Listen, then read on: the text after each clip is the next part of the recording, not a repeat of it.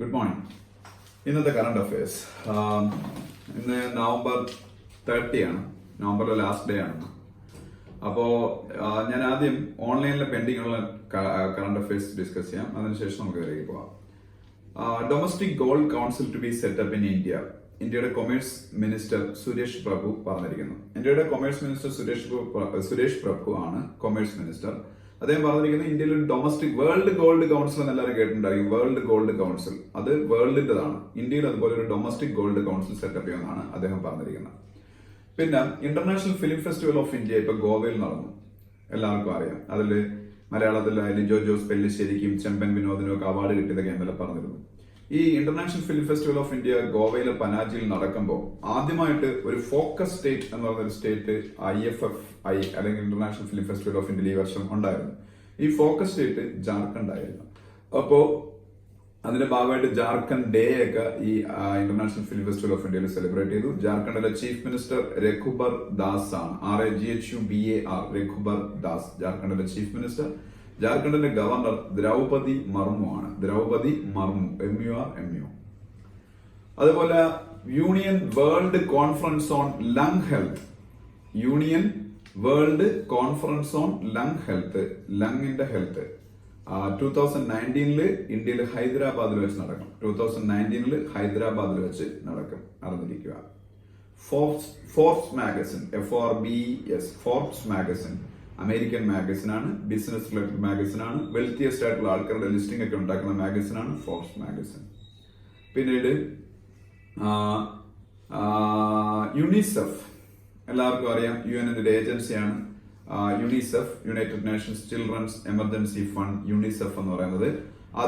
അവര് first youth advocate of north eastern region, യുണിസെഫിന്റെ first youth advocate of north eastern region, ഇന്ത്യയുടെ വടക്കിഴക്കൻ സംസ്ഥാനങ്ങൾക്ക് വേണ്ടിയിട്ടാണ്. ആസാമും മേഘാലയയും ത്രിപുരയും മിസോറാമും ഒക്കെ ഉൾപ്പെടുന്ന റീജിയന് വേണ്ടിയിട്ട് 17 വയസ്സുള്ള അവിടുത്തെ ആസാമിലെ പോപ്പുലർ സിംഗറായ നഹിദ് അഫ്രിൻ NAHID നഹിദ് അഫ്രിൻ AFRIN നഹിദ് അഫ്രിനെ സെലക്ട് ചെയ്തു. UNICEF appoints singer Nahid Afrin as first youth advocate of north eastern region. അതുപോലെ മറ്റൊരു കാര്യം, ഇപ്പൊ നമ്മൾ പറഞ്ഞ കാര്യങ്ങളാണ്. Mary Kom 6th world championship win ചെയ്തതൊക്കെ നമ്മൾ ഓൾറെഡി പറഞ്ഞ കാര്യങ്ങളാണ്. പിന്നെ സന്ദീപ് മൈക്കൽ ഇന്ത്യയുടെ ഹോക്കി പ്ലെയർ ഈ ഇടയ്ക്ക് മരിച്ചുപോയി, അത് ഞാൻ പറഞ്ഞ കാര്യമാണ്. പിന്നെ ഒരു വളരെ ഫേമസ് ആയിട്ടുള്ള ക്ലാസിക്കൽ മ്യൂസീഷ്യനായ ഉസ്താദ് ഇമ്രത് ഖാൻ മരിച്ചുപോയി. ഉസ്താദ് ഇമ്രത് ഖാൻ, അദ്ദേഹം സിതാർ എന്ന് പറയുന്ന ഹിന്ദുസ്ഥാനി മ്യൂസിക്കിൽ ഉപയോഗിക്കുന്ന ഇൻസ്ട്രുമെന്റ്. സിതാർ എന്ന് പറയുന്നത് നമുക്ക് ആദ്യം ഓർമ്മ വരുന്ന പണ്ഡിറ്റ് രവിശങ്കറിനെയാണ്. അദ്ദേഹവും മരിച്ചുപോയി.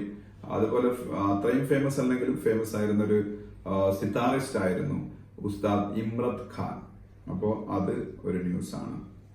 പിന്നെ നമ്മൾ അതിനടുത്ത ഡേറ്റുകളിലേക്ക് പോകുമ്പോൾ UN-ന്റെ global sustainable cities summit, UN-ന്റെ global sustainable cities 2025 എന്നൊരു ഇനിഷ്യേറ്റീവ് ഉണ്ട്. Global sustainable cities 2025 initiative. അതിൽ പാർട്ടിസിപ്പേറ്റ് ചെയ്യുന്നതിന് വേണ്ടിയിട്ട് ഇന്ത്യയിൽ നിന്ന് 2 സിറ്റികൾ സെലക്ട് ചെയ്തു. 2 ഉത്തർപ്രദേശിലെ ആണ്, നോയിഡയും ഗ്രേറ്റർ നോയിഡയും. നോയിഡ ആൻഡ് ഗ്രേറ്റർ നോയിഡ, ഇത് രണ്ടും നമ്മളെ ഡൽഹി ക്യാപിറ്റൽ റീജിയനായ ഡൽഹിയോട് ചേർന്ന് കിടക്കുന്ന ഉത്തർപ്രദേശിൽ 2 സ്ഥലങ്ങളാണ്. ഇവർ രണ്ടിനെയാണ് UN സെലക്ട് ചെയ്തിരിക്കുന്നത് ഈ പ്രോഗ്രാമിലേക്ക്, അതായത് ഗ്ലോബൽ സസ്റ്റൈനബിൾ സിറ്റീസ് 2025 ഇനിഷ്യേറ്റീവിലേക്ക്. പിന്നെ കർത്താപൂർ കോറിഡോറിന്റെ ന്യൂസ് ഉണ്ട്, ഓൾറെഡി നമ്മൾ ഡിസ്കസ് ചെയ്തതാണ്. പിന്നീട് ഇന്ത്യയുടെ ട്രൈബൽ അഫയേഴ്സ് മിനിസ്റ്ററാണ് ജുവൽ ഒറാം. ഇന്ത്യയിലെ ട്രൈബൽ അഫയേഴ്സ് മിനിസ്റ്ററാണ് ജുവൽ ഒറാം. JUAL Jual Oram ORAM. പിന്നീട് മാൽദീവ്സിന്റെ കറൻസി ഞാൻ ഓൾറെഡി പറഞ്ഞാണെന്നാണ് എന്റെ ഓർമ്മ. റുഫൈ ആണ്. RUFIYAA റുഫയ. മാൽദീവ്സിന്റെ ക്യാപിറ്റൽ മാലി. മാൽദീവ്സിന്റെ ക്യാപിറ്റൽ മാലെ MALA. മാൽദീവ്സിന്റെ പ്രസിഡന്റ് എല്ലാവർക്കും അറിയാം, ഇബ്രാഹിം മുഹമ്മദ് സോലിഹ് SOLAH. അതുപോലെ ഇതൊക്കെ ഞാൻ പറഞ്ഞാണ്. Syed Modi international badminton tournament male title Sameer Verma win ചെയ്തു. ഫീമെയിൽ റണ്ണർ അപ്പ് സൈന നെഹ്വാളായി. പിന്നെ Australia women T20 championship win ചെയ്ത് ഞാൻ പറഞ്ഞു, അതെല്ലാം പറഞ്ഞ കാര്യങ്ങളാണ്. പിന്നീട് നാഷണൽ മിൽക്ക് ഡേ പറഞ്ഞതാണ് 26 November, Indian constitution day 26 November, ഇതെല്ലാം ഡിസ്കസ് ചെയ്ത കാര്യങ്ങളാണ്. പിന്നീട് മറ്റൊരു കാര്യം എന്ന് പറയുന്നത് റുമേനിയ എന്ന് പറഞ്ഞ ഒരു യൂറോപ്യൻ കൺട്രി ഉണ്ട്. റുമേനിയയുടെ ക്യാപിറ്റലാണ് Bucharest. BUCHAREST Bucharest റുമേനിയയുടെ capital. റുമേനിയയുടെ കറൻസിയാണ് Liu എന്ന് പറയുന്ന currency. LEU റുമേനിയയുടെ currency Liu, Romanian Liu, LEU. DTAA അതിന്റെ എക്സ്പാൻഷൻ അറിഞ്ഞിരിക്കണം. DTAA double taxation avoidance agreement ആണ്. DTAA double taxation avoidance agreement. രണ്ട് കൺട്രീസ് തമ്മിൽ ടാക്സ് റിലേറ്റഡ് ആയിട്ടുള്ള ബെനിഫിറ്റ്സ് അതിന്റെ സിറ്റിസൺസിന് കിട്ടുന്നതിന് വേണ്ടിയിട്ട് ബിസിനസ്മാൻമാർക്കും ഒക്കെ അതിന്റെ ബെനിഫിറ്റ് കിട്ടാറുണ്ട്. പരസ്പരം സൈൻ ചെയ്യുന്ന എഗ്രിമെന്റ് ആണ് DTAA double taxation avoidance agreement. ADB Asian development bank headquarters Manila, ഫിലിപ്പൈൻസിലെ മാനിലയാണ് ADBയുടെ ഹെഡ്ക്വാർട്ടേഴ്സ്. ADBയുടെ പ്രസിഡന്റ് തക്കിഹിക്കോ നക്കാവോ ആണ്. TAKEHIKO തക്കിഹിക്കോ നക്കാവോ, NAKAO. പിന്നീട് സുനിൽ അറോറ, അതും പറഞ്ഞു കഴിഞ്ഞാണ് ഇന്ത്യയുടെ പുതിയ ചീഫ് ഇലക്ഷൻ കമ്മീഷണർ. December 2 തൊട്ട്, അതായത് മറ്റന്നാൾ മുതൽ, നാളെ December 1 ആണ്, സൺഡേ മുതൽ ഇന്ത്യയുടെ പുതിയ chief election commissioner Sunil Arora ആയിരിക്കും. ഓം പ്രകാശ് റാവത്ത് റിട്ടയർ ആവുകയാണ് ആ ദിവസം.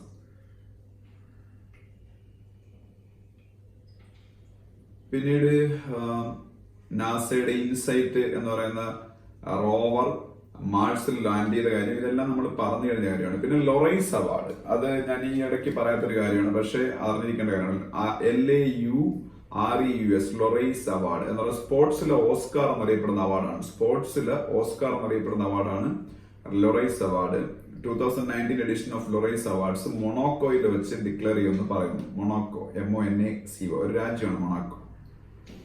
Indian organ donation day 27 November. Organ donation day, അവയവദാന ദിനം ഇന്ത്യയില് November 27 ആണ്. November 26 എല്ലാവർക്കും അറിയാം, ഓൾറെഡി നമ്മൾ പറഞ്ഞു, കോൺസ്റ്റിറ്റ്യൂഷൻ ഡേയും നാഷണൽ മിൽക്ക് ഡേയും ആണ്.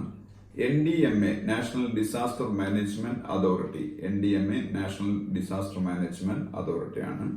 പിന്നെ ഓസ്കാർ വിൻ ചെയ്തിട്ടുള്ള ഇറ്റാലിയൻ ഡയറക്ടറായ ബെർണാഡോ ബെർട്ടുലൂച്ചി മരിച്ചുപോയി. Bernardo, BERNARDO, Bernardo ബെർട്ടുലൂച്ചി, BERTOLUCCI, Bernardo ബെർട്ടുലൂച്ചി Oscar winning ഡയറക്ടറാണ്, ഇറ്റാലിയനാണ്, മരിച്ചുപോയി. ഇത്രയാണ് നമുക്ക് ഓൺലൈനിൽ ഡിസ്കസ് ചെയ്യാനുള്ള കാര്യങ്ങൾ. ഇനി നമുക്ക് ന്യൂസ് പേപ്പറിലേക്ക് പോവാം. ന്യൂസ് പേപ്പറിൽ പാകിസ്ഥാൻ പ്രൈം മിനിസ്റ്റർ ഇമ്രാൻഖാന്റെ ഒരു സ്റ്റേറ്റ്മെന്റ് തന്നെയാണ് ഇന്നത്തെ ന്യൂസ് പേപ്പറിലെ മെയിൻ ന്യൂസ് എന്ന് പറയുന്നത്. ഇമ്രാൻഖാൻ പറഞ്ഞിരിക്കുന്നത് ഇന്ത്യയുമായിട്ട് ഒരു ഫ്രഷ് ഡയലോഗ് പ്രോസസ് സ്റ്റാർട്ട് ചെയ്യാൻ V are ready to start A fresh dialogue with India to bring normalcy and to bring piece between these two Nations എന്നാണ് ഇമ്രാൻഖാൻ പറഞ്ഞിരിക്കുന്നത്. പിന്നെ KK വേണുഗോപാലിന്റെ ഒരു ഫോട്ടോ ഉണ്ട്. KK Venugopal attorney general of ഇന്ത്യയാണ്. ഇന്ത്യയുടെ highest law ഓഫീസറിനെയാണ് attorney general എന്ന് പറയുന്നത് എല്ലാവർക്കും അറിയാം. അറ്റോർണി ജനറൽ ഓഫ് ഇന്ത്യയാണ് KK വേണുഗോപാൽ. അതുപോലെ UAE ambassador to India, United Arab Emirates, UAEയുടെ അംബാസഡർ ടു ഇന്ത്യയാണ് Ahmed Al Banna, AHMED, Ahmed Al Banna, ALBANNA, Ahmed Al Banna. UAEയുടെ ക്യാപിറ്റൽ പിന്നീട് അബുദാബിയാണ്. UAEയുടെ ക്യാപിറ്റൽ. കറൻസി ദിർഹമാണ്. പിന്നീട് സത്യപാൽ മാലിക്കിന്റെ പേരുണ്ട് ഫ്രണ്ട് പേജിൽ. സത്യപാൽ മാലിക് പലതവണ പറഞ്ഞാണ് കാശ്മീരിന്റെ ഗവർണറാണ്. ഒപെക്കിന്റെ പേരുണ്ട്. ഒപെക് എന്ന് പറഞ്ഞാൽ OPEC, organisation for petroleum exporting countries, organisation of petroleum exporting countries. ഓസ്ട്രിയയിലെ വിയന്നയാണ് എന്റെ ഹെഡ്ക്വാർട്ടേഴ്സ്. അവരെ പേര് ഇപ്പൊ പത്രത്തിൽ വരാൻ കാരണം ഇന്ത്യയുടെ രൂപ വാല്യൂ ഭയങ്കരമായിട്ട് ഇപ്പൊ ഇൻക്രീസ് ചെയ്തു. 74 ക്രോസ് ചെയ്തിരുന്നു ഡോളറിന് അഗേൻസ്റ്റ്. അപ്പൊ 69 വീണ്ടും തിരിച്ചു കയറി. അപ്പൊ അന്ന് RBI രൂപയുടെ വാല്യൂ ഇൻക്രീസ് ചെയ്യിക്കാൻ വേണ്ടി ഒരു നടപടി യഥാർത്ഥം അന്ന് എടുത്തില്ല. അന്ന് എല്ലാവരും RBI ക്രിട്ടിസൈസ് ചെയ്തു. പക്ഷെ RBI ചെയ്തത് ശരിയായിരുന്നു. കാരണം ഇതുപോലെ രൂപ വീണ്ടും തിരിച്ചു കയറുമെന്ന് പ്രതീക്ഷ RBIക്ക് ഉണ്ടായിരുന്നു. അപ്പൊ എന്തായാലും ഇന്റർനാഷണൽ ഓയിൽ പ്രൈസസ് കുറഞ്ഞുകൊണ്ടിരിക്കുകയാണ്. അതുകൊണ്ടാണ് റുപ്പി വാല്യൂലേക്ക് അപ്രീസിയേഷൻ ഉണ്ടാവുന്നത്. അപ്പൊ അതുമായിട്ട് ബന്ധപ്പെട്ട് ഈ ആണ് ഒപെക്കിന്റെ പേര് അതിൽ വന്നത്, ഓർഗനൈസേഷൻ ഓഫ് പെട്രോളിയം എക്സ്പോർട്ടിംഗ് കൺട്രീസിന്റെ ബാക്ക് പേജിൽ നമുക്കൊന്നും ഡിസ്കസ് ചെയ്യാനില്ല. അത് കഴിഞ്ഞ് നമ്മൾ അകത്തെ പേജിലേക്ക് പോകുമ്പോൾ ഞാൻ 2-3 പേരുടെ പേര് പറയാം. ഇവരെല്ലാവരും ഒരു ഫീൽഡുമായിട്ട് ബന്ധപ്പെട്ടവരാണ്. പേര് ഒന്നാമത്തത് Justin rose, JUSTIN, Justin rose, ROSC. രണ്ടാമത്തെ പേര് Dustin Johnson, DUSTIN, Dustin Johnson. മൂന്നാമത്തെ പേര് Justin Johnson, JUSTIN, Johnson, Justin Johnson. ഇവർ 3 പേരുടെയും കോമൺ ഫീച്ചർ എന്താണെന്ന് വെച്ചാൽ വേൾഡിലെ ലീഡിംഗ് ഗോൾഫ് പ്ലേയേഴ്സ് ആണ് ഈ 3 പേരും. ഒന്നാമത്തെ ജസ്റ്റിൻ റോസ് ഇംഗ്ലണ്ടുകാരനാണ്. രണ്ടാമത്തെ ഡസ്റ്റിൻ ജോൺസണും എന്റെ ഓർമ്മ വെച്ചിട്ടാണെങ്കിൽ ജസ്റ്റിൻ ജോൺസൺ USA കാരനാണ്. ഡസ്റ്റിൻ ജോൺസൺ എനിക്ക് എക്സാക്ട്ലി ക്ലിയർ അല്ല, ഓർമ്മയില്ല. അപ്പൊ അത് ചെക്ക് ചെയ്ത് നോക്കാം. എന്തായാലും 3 പേരും വേൾഡിലെ 3 ലീഡിംഗ് പിന്നീട് ഗോൾഫ് പ്ലേയേഴ്സ് ആണ്. ഇനി ഞാൻ അടുത്തായിട്ട് പറയുന്ന വേറൊരു പേര് മാനവ് താക്കർ എന്ന് പറഞ്ഞൊരു പേരാണ്. MANAV, മാനവ് താക്കർ. ഇന്ത്യയുടെ ഫേമസ് TT പ്ലെയർ ആണ്, ടേബിൾ ടെന്നീസ് പ്ലെയർ ആണ് മാനവ് താക്കർ. അത് കഴിഞ്ഞ് നമ്മൾ സ്പോർട്സ് പേജിൽ ഇനി ഡിസ്കസ് ചെയ്യുന്ന മറ്റൊരു കാര്യം, വീണ്ടും തുടർച്ചയായി 3-ാം തവണയും Magnus Carlsen world chess champion ആകുന്നു.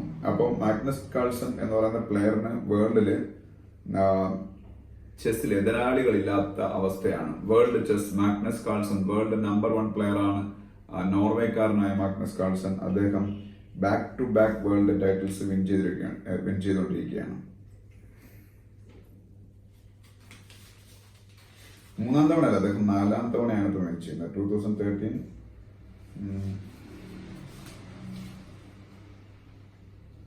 ഓക്കെ, 4-ാം തവണയാണ് മാഗ്നസ് കാൾസൺ വേൾഡ് ചാമ്പ്യൻ ആകുന്നത്.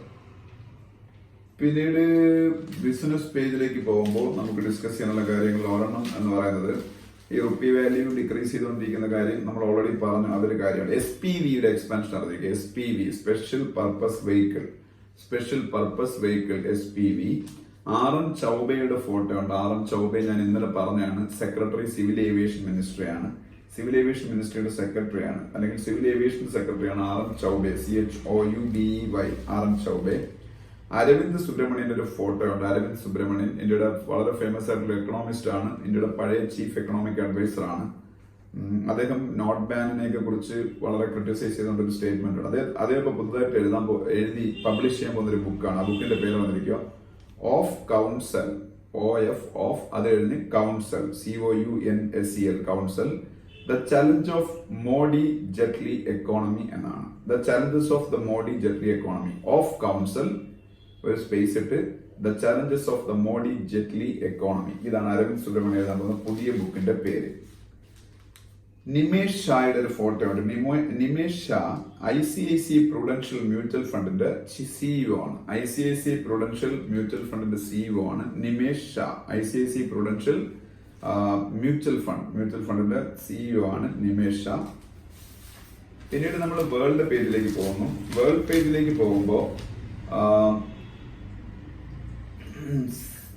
ഈ അമേരിക്കയുടെ ഇന്റലിജൻസ് ഏജൻസിയാണ് CIA. അമേരിക്കയുടെ ഇൻവെസ്റ്റിഗേഷൻ ഏജൻസിയാണ് FBI, federal bureau of investigation. നമ്മുടെ CBI ഒക്കെ പോലെയാണ് FBI അമേരിക്കയ്ക്ക്, federal bureau of investigation.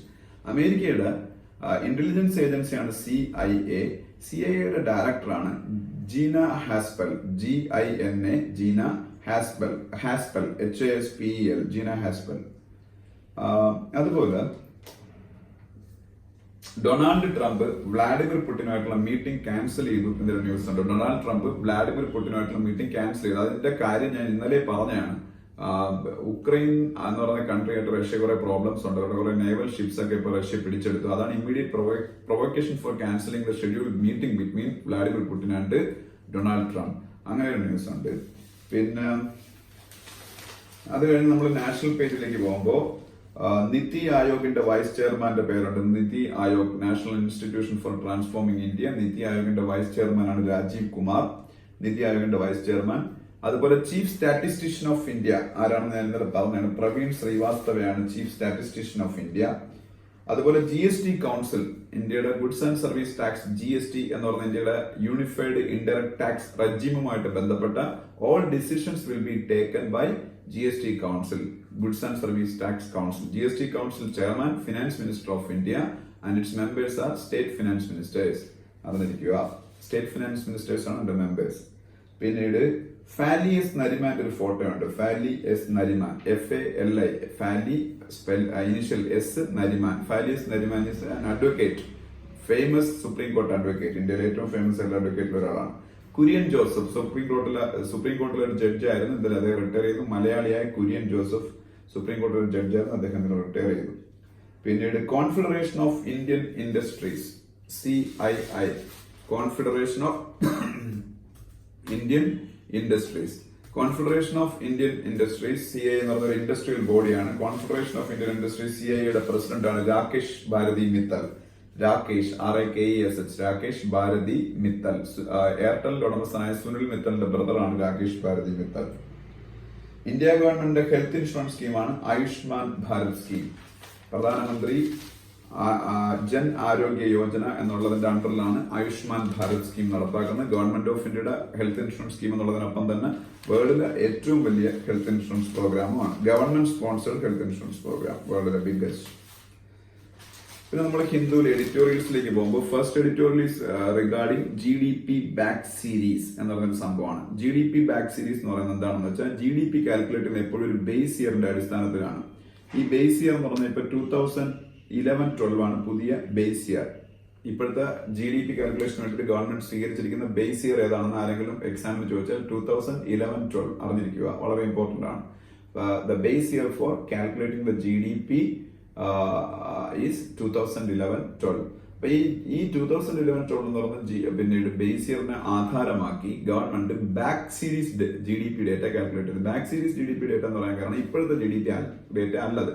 Manmohan സിംഗിന്റെ ഒക്കെ പീരീഡ് 2005 തൊട്ട് 2011 വരെയുള്ള GDP ഗ്രോത്ത് റേറ്റ് ഈ ബാക്ക് സീരീസ് ഡേറ്റ ഉപയോഗിച്ച് കാൽക്കുലേറ്റ് ചെയ്തപ്പോൾ പഴയ ഡേറ്റ തെറ്റാണെന്നും അതിനേക്കാൾ ഒരുപാട് ഗ്രോത്ത് റേറ്റ് കുറവായിരുന്നു ആ കാലഘട്ടത്തിൽ യഥാർത്ഥത്തിൽ റിപ്പോർട്ട് ചെയ്തിരുന്നതെന്നും ആണ് ഈ CSO റിപ്പോർട്ട് ചെയ്തിരിക്കുന്നത്. CSO ആണ് GDP കാൽക്കുലേറ്റ് ചെയ്യുന്നത്. ഗവൺമെന്റ് ഓഫ് ഇന്ത്യയുടെ ഏജൻസിയാണ് CSO, സെൻട്രൽ സ്റ്റാറ്റിസ്റ്റിക്കൽ ഓഫീസ്. അപ്പൊ CSO, central statistical office, is the authority to calculate GDP. So they only published these findings. പക്ഷേ obviously there will be a political slugfest between Congress and BJP regarding this issue. അതിന്റെ കാരണം എന്ന് വെച്ചാല് BJP ആണ് government ഇപ്പൊ run ചെയ്യുന്നത്. കോൺഗ്രസിന്റെ കാലഘട്ടത്തിലെ GDP ആണ് അവർ വീണ്ടും കാൽക്കുലേറ്റ് ചെയ്ത് തെറ്റാണെന്ന് പറയുന്നത്. സ്വാഭാവികമായിട്ട് അതിലൊരു അടി ഉണ്ടാവും, രാഷ്ട്രീയമായ അടി. പക്ഷെ ഹിന്ദുവിലെ എഡിറ്റോറിയൽ പറഞ്ഞിരിക്കുന്നത് അത്തരം അടികളിൽ കാര്യമില്ല. കാരണം എന്താണെന്ന് വെച്ചാൽ ഇത് CSO is an independent agency. അവർ സെൻട്രൽ സ്റ്റാറ്റിസ്റ്റിക്കൽ ഓഫീസാണ്. അവിടെ പൊളിറ്റിക്കൽ ഇന്റർഫറൻസ് ഒന്നുമില്ല. എക്സ്പെർട്ടുകളിൽ നിന്ന് കാൽക്കുലേറ്റ് ചെയ്ത ഡേറ്റയാണ്. അപ്പൊ അതിന്റെ പേരിൽ ഇത് അടിയുണ്ടാക്കേണ്ട കാര്യമില്ല. പിന്നീട് ഇത് വസ്തുതാപരമായി ശരിയാണ് എന്നുള്ള രീതിയിലുള്ള എഡിറ്റോറിയലാണ് ഹിന്ദുവിലെ ഫസ്റ്റ് എഡിറ്റോറിയൽ.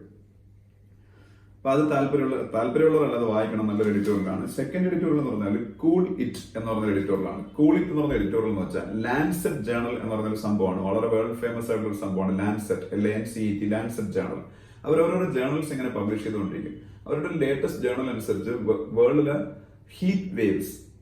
ഹീറ്റ് വേവ് എന്ന് പറഞ്ഞൊരു സംഭവം ഉണ്ടല്ലോ. അപ്പോൾ ഈ ഹീറ്റ് വേവ്സ് മൂലം ലോകത്ത് കഴിഞ്ഞ വർഷങ്ങളിൽ നഷ്ടപ്പെട്ട 2017 മാത്രം 153 ബില്യൺ അവേഴ്സ് ഓഫ് ലേബർ നഷ്ടപ്പെട്ടെന്നാണ് പറയുന്നത്. എന്ന് വെച്ചാൽ ഒരുപാട് തൊഴിൽ അവേഴ്സ് നഷ്ടപ്പെട്ടു.